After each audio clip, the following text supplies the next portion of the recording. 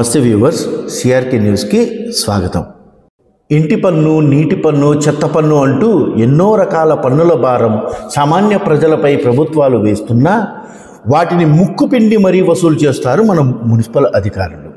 సామాన్యుడి ఆర్థిక పరిస్థితి బాగోలేకపోయినా, వారు ఎంతటి ఇబ్బందుల్లో ఉన్నా, ఎక్కడ అధికారులు నీళ్లు కట్ చేస్తారో, ఎక్కడ అధికారులు ఇంటి దగ్గరికి వచ్చి అవమానిస్తారో అనే భయంతో సామాన్యుడు పన్నులు కడుతూనే ఉన్నాడు.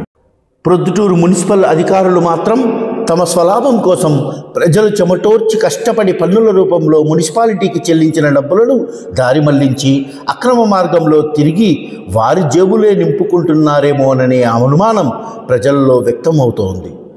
వీరికి డబ్బుపై ఉన్న వ్యామోహం ఎంత తారాస్థాయికి చేరిందంటే ప్రజల డబ్బే కాకుండా ఇప్పుడు ప్రభుత్వ శాఖలకు చెల్లించాల్సిన డబ్బులు కూడా దారి మళ్లిస్తున్నారని వాపోతున్నారు. ఎగ్జిబిషన్ నిర్వహణలో జరిగిన అవకతవకలే వీటికి ప్రధాన కారణంగా మాట్లాడుకుంటున్నారు. సిఆర్కే న్యూస్కు అందిన సమాచారం ప్రకారం 2021 నుండి 2025 వరకు మున్సిపాలిటీ ఎగ్జిబిషన్ నిర్వహణకు గాను కమర్షియల్ ట్యాక్స్ డిపార్ట్మెంటుకు జిఎస్టీ రూపంలో చెల్లించాల్సిన వివరాలు ఇదిగో ఇలా ఉన్నాయి. ఇందులో దాదాపుగా 1 కోటి రూపాయల పైచిలుకు మున్సిపాలిటీ బకాయిల రూపంలో కమర్షియల్ ట్యాక్స్కు చెల్లించాల్సి ఉండగా ఇప్పటిదాకా 1 రూపాయి కూడా చెల్లించకపోవడం గమనార్హం.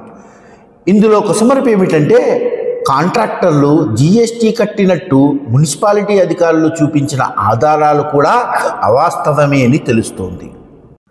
2021-22 గాను ఎగ్జిబిషన్ నిర్వహణానికి సదరు కాంట్రాక్టర్ 1 కోటి రూపాయల టెండర్ను గెలవగా దానికి సంబంధిత జిఎస్టీ 15 లక్షల రూపాయలు చెల్లించినట్టుగా మున్సిపల్ అధికారులు ఆధారాలతో వెల్లడించారు. కానీ ఆ మొత్తం సొమ్ము ఇంతవరకు కమర్షియల్ ట్యాక్స్ శాఖకు చేరలేదని తెలుస్తోంది. మరి ఈ డబ్బులు ఎక్కడ అంటే ఇప్పుడు ఈ డబ్బులు అటు మున్సిపాలిటీలో లేక ఇటు తదితర శాఖకు చేరక ఎవరి జేబులో సేద తీరుతుందో అని, ఇదంతా ఒక ప్రణాళికాబద్ధంగానే మున్సిపల్ అధికారులు చేశారని ప్రజలు నోర్లు బాదుకుంటున్నారు.